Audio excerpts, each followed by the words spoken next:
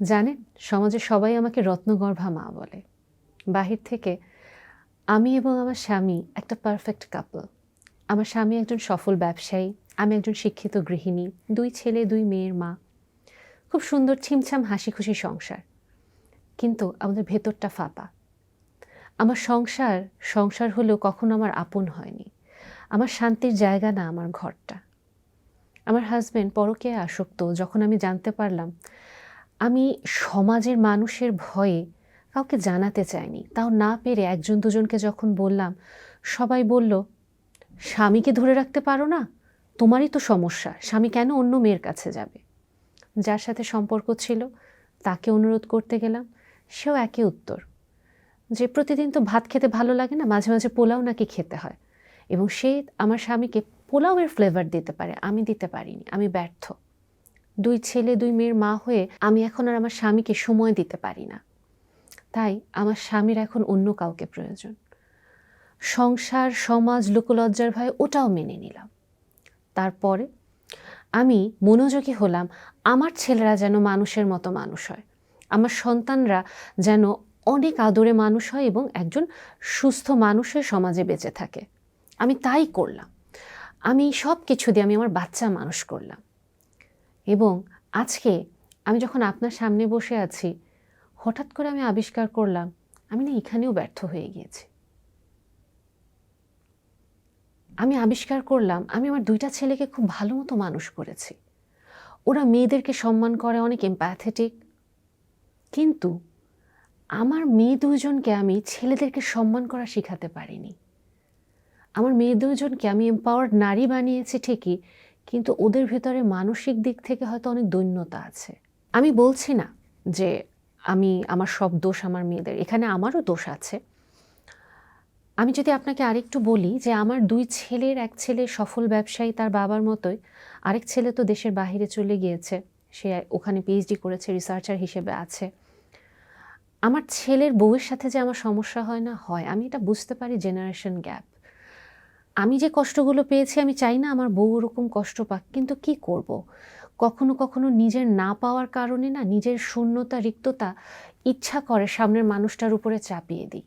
এবং হ্যাঁ, আমি কখনো কখনো আমার ঘরের বউয়ের প্রতি হয়তো একটু কঠিন হয়ে যাই, কিন্তু ওই মেয়েটাই আজকে আমাকে আপনার কাছে নিয়ে এসেছে।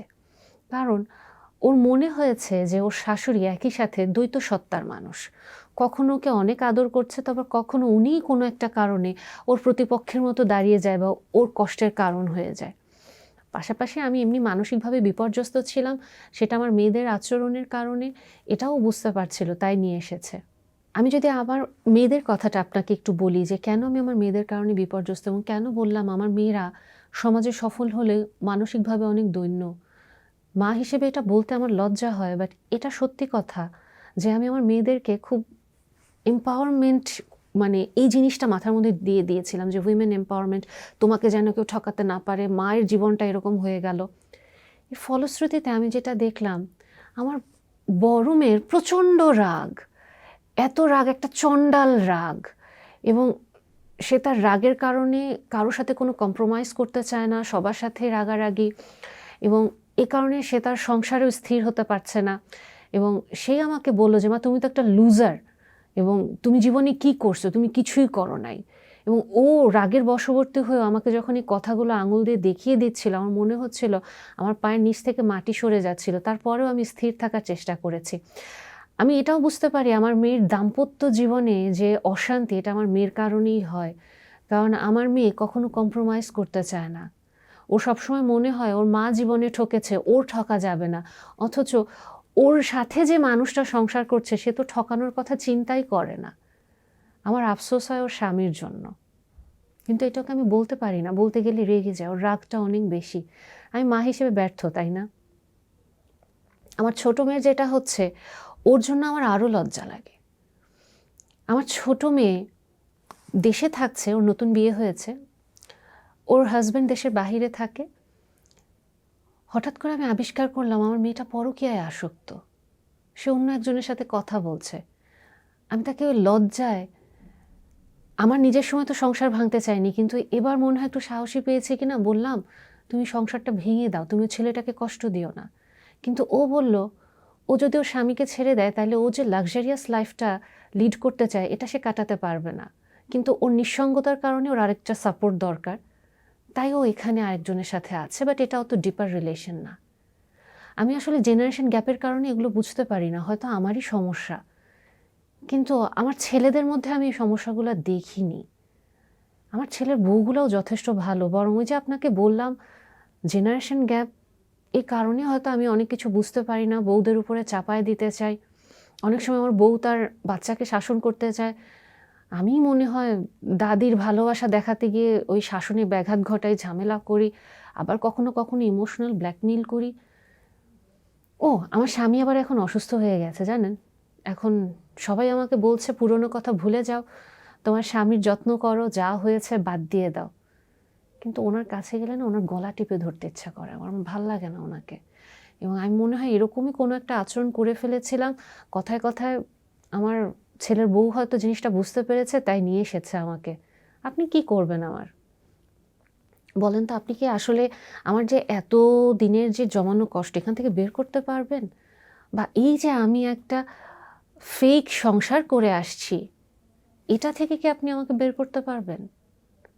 কারণ আমার তো ভিতটাই ফাঁকা, আমার হাজব্যান্ডকে তো আমি ভালোবাসি না, ইভেন তার প্রতি আমার কোনো মায়াও কাজ করে না। এজন্যই আমি দেখেন আপনাকে শুরু করলাম কি আমাকে সবাই রত্নগর্ভা মা বলে, কিন্তু আমি তো ব্যর্থ, ভেতরে ভেতরে আমি জানি। আমার আসলে ব্যালেন্সটা করে উঠতে পারিনি, নিজের ট্রমাটার কারণে না আমি ফোকাস করেছি অন্যদিকে। এতটুকু বলে আমার ক্লায়েন্ট থেমে গেলেন এবং ওই মুহূর্তে ওনাকে প্রচণ্ড বিপর্যস্ত লাগছিল এবং উনি কিছুক্ষণ কাঁদলেন, আমি ওনাকে কাঁদতে দিলাম। আমরা যদি বর্তমানে আমাদের সমাজের দিকে তাকাই, আমরা আসলে এই সিনারিওগুলোই হয়তো ঘুরে ফিরে দেখব। কখনো ছেলেদের জায়গায় মেয়েরা থাকবে, মেয়েদের জায়গায় ছেলেরা থাকবে, স্বামীর জায়গায় স্ত্রী, স্ত্রীর জায়গায় স্বামী। কিন্তু এই ঘটনাগুলোই বর্তমানে অহরহ ঘটছে। আমাদের সংসার ভেঙে যাচ্ছে এবং পরিবার যে শান্তির জায়গাটা হওয়া উচিত ওই পরিবারটাও ভেঙে যাচ্ছে। আমরা ছেলেরা মেয়েদেরকে বিশ্বাস করতে পারি না, মেয়েরা ছেলেদেরকে বিশ্বাস করতে পারি না। বর্তমানে এত বেশি সংসার ভাঙার গল্প, এত বেশি বিশ্বাস ভাঙার গল্প, আমরা আসলে সবাই ভয় পাই আমার মনটা কি ভেঙে যাবে। আবার আমরা এত বেশি নিজেরা সেলফ লাভে বিশ্বাস করছি যে ফ্যামিলি একটা যে ইউনিট যেখানে একজন আরেকজনকে আমরা হেল্প করব, ওটা করতে গেলেও আমাদের মনে হয় কোডিপেন্ডেন্সি সিনড্রোমে ভুগছি না তো। আবার আমি যদি নিঃসন্দেহে আমার সংসারের জন্য ডেডিকেটেড হতে চাই, পাশ থেকে আবার আমাকে আঙুল তুলে দেখানো হয় যে তুমি শুধু সংসার নিয়েই পড়ে থাকবা, তুমি তো লুজার হয়ে যাবা, ভবিষ্যতের জন্য কি চিন্তা করে রাখছো। অথচ এই পরিবারটা কিন্তু আমাদের শান্তির জায়গা। আমাদেরকে এখন বলা হয় বিয়ে একটা ঝামেলা, বিয়ে বাদ দিয়ে ফ্রেন্ড মাস্তি করে বেড়াই, ঘুরে বেড়াই, ট্রাভেলিং করি বা নিজের মতো একটা বহিমিয়ান জীবন কাটাই, ওটাই অনেক মজা। কিন্তু আমরা আসলে ভুলে যাচ্ছি এই সংসারটা একটা কারণেই তৈরি করা হয়েছিল। আমরা যদি আমাদের সমাজের অতীতের দিকে তাকাই বা আমাদের পূর্বপুরুষদের দিকে তাকাই, সবাই কিন্তু ওই শিকার করার সময়টা থেকে দলবদ্ধভাবে থাকতো, একসাথে থাকতো। মানুষ একা থাকতে পারে না। অনেকেই হয়তো বলে যে আপনি আপনার বাবা মার সংসারে এত অশান্তি দেখবেন যে এর পরে আপনার একা থাকতেই ভালো লাগবে, আপনার ইচ্ছে করবে না কারোর সাথে আপনি সংসার করেন। ইন্টারেস্টিং ব্যাপার, এই কথাগুলো যারা বলে ওনারাই কিন্তু একটা পর্যায়ে গিয়ে একা থাকতে থাকতে বিভিন্ন আনহেলদি রিলেশনশিপে জড়িয়ে যায়। ওই যে একা থাকার যে একটা পণ ওনারা করেছেন, কিন্তু একা তো থাকতে পারছেন না এবং আনহেলদি রিলেশনে জড়িয়ে যখন মনটা আবার ভেঙে যায়, আবার বলেন দেখেছো আমি যেটা বলেছিলাম ওটাই আসলে ঠিক। এবং আমাদের সংসার বা আমাদের সমাজ ব্যবস্থা বর্তমানে খুব বাজেভাবে ভেঙে যাচ্ছে, শুধুমাত্র আমাদের পরিবার ভেঙে যাওয়ার কারণে। এবং রিসার্চ একই কথা বলে, যখন কোনো সমাজ ব্যবস্থা ভেঙে দিতে চাও সবার আগে পরিবারকে ভেঙে দাও।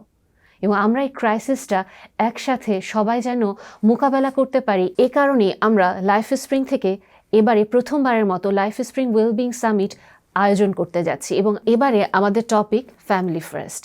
আমাদের এই আয়োজনে আমরা যেটা করতে যাচ্ছি, দিনভর আমরা কিভাবে আমাদের পরিবারটাকে আরও মজবুত করতে পারি, সম্পর্কের বন্ধনগুলোকে, আমাদের পরিবারটাকে আমরা আমাদের শান্তির জায়গা হিসেবে পেতে পারি এবং যে একটা অদৃশ্য শক্তি আমাদেরকে বলছে পরিবার ভেঙে দাও বা একা থাকো, একা থাকাটাই ভালো। আমরা কোনো রকমভাবে স্যাক্রিফাইস করতে গেলে পরিবারের জন্য আমাদের মনে যে ভয় ঢুকিয়ে দেওয়া হচ্ছে, একা থাকাটাকে এনকারেজ করা হচ্ছে, এই অদৃশ্য শক্তির বিরুদ্ধে আমরা আওয়াজ তুলতে চাই। এবং আমরা বিশ্বাস করি আপনিও হয়তো ভেতরে ভেতরে এই ক্রাইসিসটা বুঝতে পারছেন, কিন্তু ঠিক নিজেকে একা ভেবে সামনে এগিয়ে আসতে পারছেন না। তাই আমরাও চাচ্ছি আপনাদের সম্মিলিত পার্টিসিপেশন, যেখানে আমরা সবাই একসাথে পরিবারটাকে আবার কীভাবে গড়ে তোলা যায়, সম্পর্কগুলোকে কীভাবে মজবুত করা যায়, বিভিন্ন ইভেন্টের মাধ্যমে, বিভিন্ন লেকচারের মাধ্যমে, আপনাদের ইন্টারাকশনের মাধ্যমে আমরা এগুলো তুলে আনবো। আমরাও বিশ্বাস করি যে শুধু আমরাই পরিবারের প্রয়োজনীয়তা অনুভব করি না, আপনারাও এর প্রয়োজনীয়তা অনুভব করেন। আপনারাও বুঝতে পারছেন পরিবার আবার গড়ে তোলা আমাদের জন্য কতটা বেশি প্রয়োজন। কাজে এই সব কিছুকে মাথায় রেখে আপনাদেরকে নিয়ে আমরা একসাথে পরিবার গঠন করে আমাদের সমাজটাকে আরও সুন্দর করতে চাচ্ছি। তাই আপনাদের স্বতঃস্ফূর্ত অংশগ্রহণ আমরা আশা করছি। দেখা হবে আপনাদের সাথে 14 অক্টোবর বঙ্গবন্ধু আন্তর্জাতিক সম্মেলন কেন্দ্রে।